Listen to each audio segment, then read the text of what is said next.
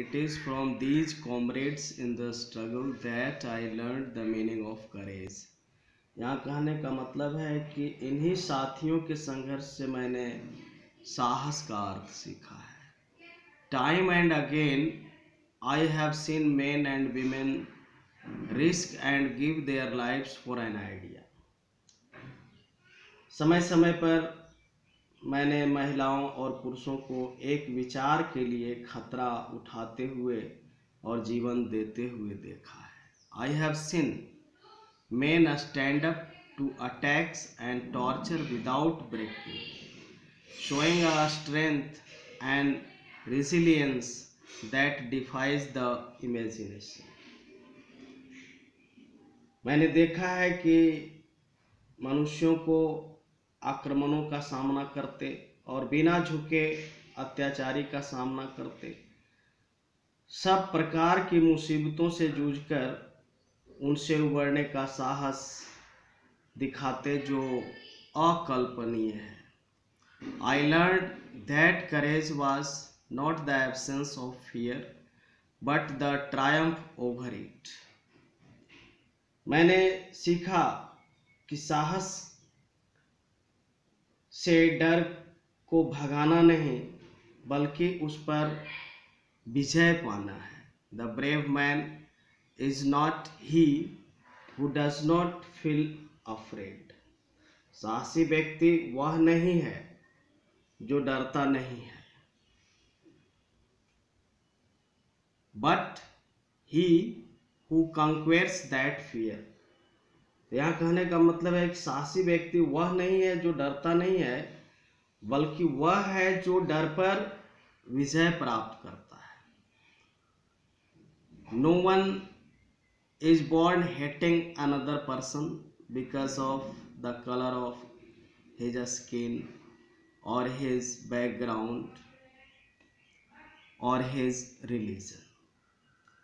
कोई व्यक्ति जन्म से ऐसा नहीं होता कि वह धर्म, पृष्ठभूमि और चमड़ी के रंग के आधार पर किसी से भेदभाव करे।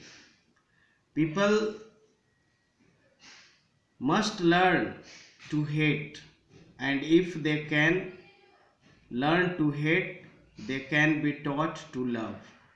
For love comes more naturally to the human heart than its opposite.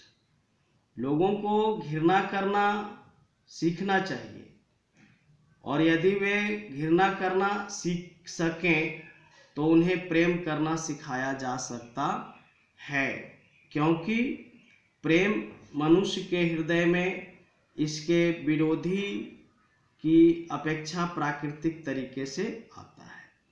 Even in the grimmest times in prison, यहाँ तक कि जेल के कठिनतम समय में भी, when my comrades and I were pushed to our limits, I would see a glimmer of humanity in one of the guards, perhaps just for a second, but it was enough to reassure me and keep me going. यहाँ तक कि jail के कठिनतम समय में भी जब मुझे और मेरे साथियों को दर्द सहने की अंतिम सीमा में पहुंचा दिया जाता, मुझे रक्षकों में से, गार्ड्स का मतलब रक्षक होता है, गार्ड्स में से एक में मानवता की चमक दिखती, शायद एक क्षण के लिए, परंतु इतना ही मुझे आगे बढ़ने का विश्वास देने के लिए पर्याप्त था। Man's goodness is a flame that can be hidden but never extinguished. मनुष्य की अच्छाई एक फ्लेम है, फ्लेम का मतलब ज्वाला होता है। मनुष्य की अच्छाई एक ज्वाला है जिसे छिपाया जा सकता है लेकिन बुझाया नहीं जा सकता है। In life, every man has twin obligations. जीवन में प्रत्येक व्यक्ति को दो बाध्यता होती है। बाध्यता का मतलब कि ड्यूटीज होता है, ऑब्लिगेशंस टू हिज फैमिली, अपने परिवार के प्रति duty, to his parents, to his wife and children, अपने माता पिता के प्रति, पत्नी और बच्चों के प्रति, and he has an obligation to his people, और वह बाध्य है अपने लोगों के प्रति भी, हिज कम्युनिटी, अपने समुदाय के प्रति, हिज कंट्री, अपने देश के प्रति, इन अ सिविल एंड ह्यूमन, शिष्ट और मानवीय समाज में, human society, each man is able to fulfill those obligations according to his own inclinations and abilities। तो यहाँ पे देखना है कि inclinations का मतलब होता है natural tendencies of behavior, and abilities का मतलब होता है क्षमता। तो शिष्ट और मानवीय समाज में प्रत्येक व्यक्ति अपने व्यवहार और क्षमता के अनुसार इन दायित्वों को पूरा कर सकता है। But in a country like south Africa, लेकिन दक्षिण अफ्रीका जैसे देश में, but in a country like south Africa it was almost impossible for a man of my birth and color to fulfill both of those obligations। यहाँ पर बता रहे हैं कि दक्षिण अफ्रीका जैसे देश में मेरे जैसे जन्म और रंग वाले व्यक्ति के लिए ये दायित्व पूरे करना असंभव था। In South Africa, a man of color who attempted to live as a human being was punished and isolated। और दक्षिण अफ्रीका में अगर कोई अश्वेत व्यक्ति इस तरह से अगर करने का हिम्मत करता तो उसे सजा दिया जाता था या उसको आइसोलेट किया जाता था। आइसोलेट का मतलब है कि उसको अलग रखा जाता था।